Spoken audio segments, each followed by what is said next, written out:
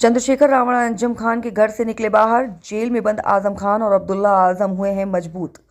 मुख्यमंत्री कटेंगे बटेंगे, इधर उधर के दौरे के मुख्यमंत्री फ्री होंगे तो उन्हें भी देखें जिनका सब कुछ उजड़ गया। झांसी मेडिकल घटना को लेकर बोले, इतने बड़े भाषण देने वालों की सरकार में ये सब हो रहा। उत्तर प्रदेश के स्कूलों अस्पतालों की क्या हालत है। स्कूलों में एक दिन ऐसा हादसा होगा। सपा प्रमुख अखिलेश यादव पर रावण का हमला। बोले, उन्हें अच्छे आदमी की नहीं है कद्र। आजम खान साहब की वजह से मैं दोबारा अखिलेश से जुड़ा।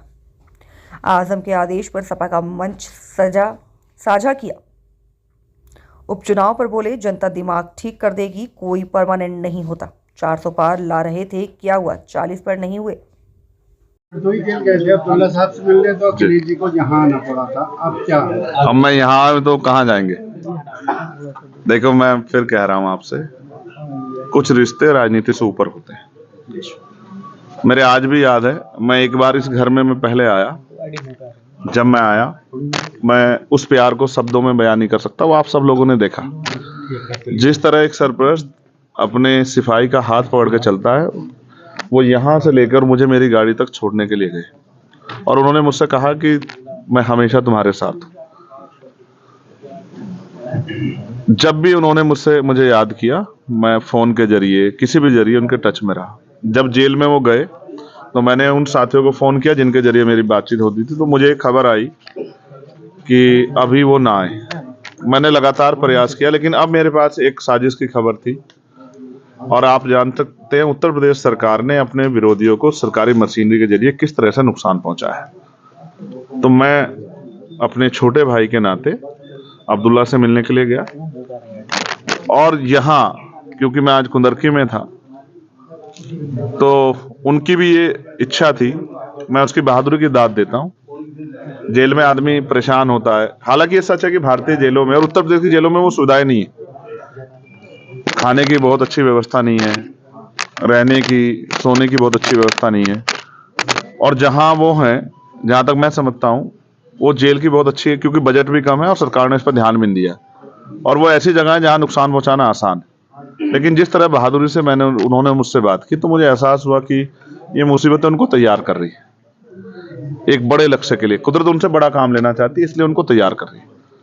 फिर मैं बहुत जल्द आजम साहब से मिलने के लिए जाऊंगा। जैसा मुझे पता लगा है कि आप बहुत बातचीत नहीं हो रही, तो मैं जानना चाहता था कोई ऐसी बात जो आपकी जानकारी में हो तो मुझे बता दी जाए। लेकिन मैं आपको आज एक बहुत जिम्मेदार से एक बात कह रहा हूँ। कुछ साजिशें हैं जो की जा रही हैं।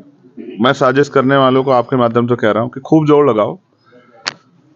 कभी कभी ऐसा होता है कि जब ऊपर वाला मेहरबान होता है तो गधा पहलवान होता है। तो जिनको ये लगता है कि वो साजिश करके नुकसान पहुंचा देंगे, मैं उनको ये कहना चाहता हूं कि हम हर साजिश से जानकार हैं और खबरदार हैं। आप कोई ऐसी गलतफहमी में मत कर बैठना जिसको आप झेल ना पाओ।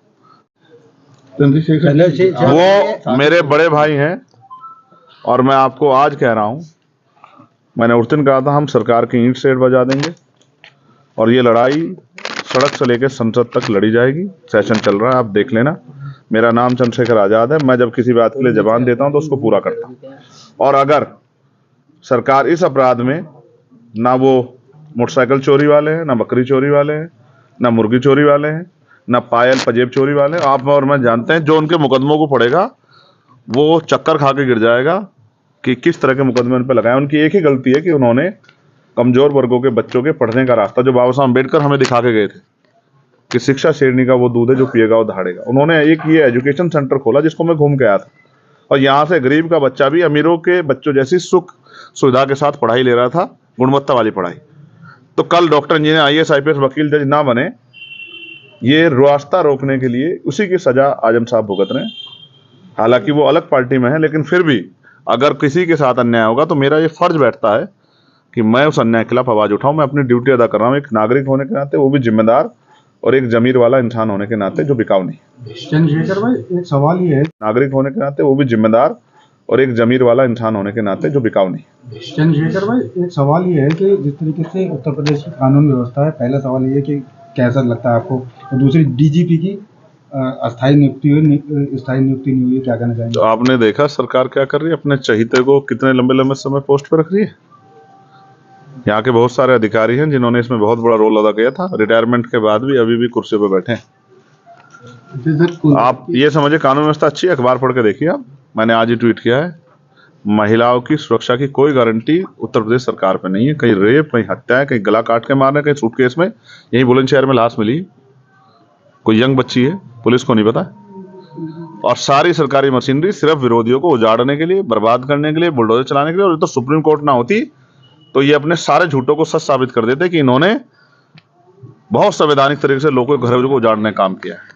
मैं धन्यवाद दूंगा सर्वोच्च न्यायालय का कि इन सरकार के मुंह पे जोरदार तमाचा मारने का काम किया, इनको बताने का काम किया कि सरकार मालिक नहीं होती। का इस्तेमाल नहीं कर रही समाज। देखिए, मैं क्योंकि मैंने आपसे फिर कहा कुछ रिश्ते राजनीति से ऊपर होते हैं, मैं आज राजनीतिक बात कोई नहीं करूंगा। ये उनकी पार्टी का इंटरनल मामला है, मैं इस पे कुछ नहीं कहना चाहता। का सवाल है, आपकी पार्टी लड़ रही है वहाँ से। नहीं सर, मैं फिर कह रहा हूँ, मैं जब यहाँ आया था ना तो मैं राजनीति को बाहर छोड़ के आया था। चंद्रशेखर जी, एक सवाल मैं आपदा का अवसर नहीं ढूंढ रहा हूँ, मैं सिर्फ अपने रिश्ते निभा रहा हूँ। क्योंकि जब मुझे गोली लगी थी तो हजारों गाड़ी लेके ये परिवार मेरे घर पे था। वहां उस छोटे से घर में खड़े होने की जगह नहीं थी, इतने लोग आए थे और उन्होंने मेरा हाथ पकड़ कहा था घबराना मत, मुसीबतें उन पे आती जिनसे कुदरत ऊपर वाला कुछ काम लेना चाहता है। तो आपको क्या लगता है, अखिलेश यादव यहाँ पर आए, वो कुंदर के आए थे, वो भी यहाँ पर पहुंचे और उनके साथ में महिबुल्लाह नकवी जो रामपुर से समाजवादी के सांसद थे, पहली बार यहाँ पर पहुंचे जब से वो सांसद बने, तो उन्होंने क्या यहाँ पर अवसर ढूंढा था? आप चाहते हैं मैं अखिलेश साहब को बुरा भला कहूँ? मैं नहीं कहना चाहता, जो जैसा करेगा वैसा भरेगा। आजम सब देख, समाजवादी पार्टी सरकार नहीं है। एक बहुत बड़ी घटना हुई है जिसमें कई जो बच्चे थे, हाँ ये बहुत इंपॉर्टेंट सवाल क्या है। कहेंगे आप उसको? नहीं, मैं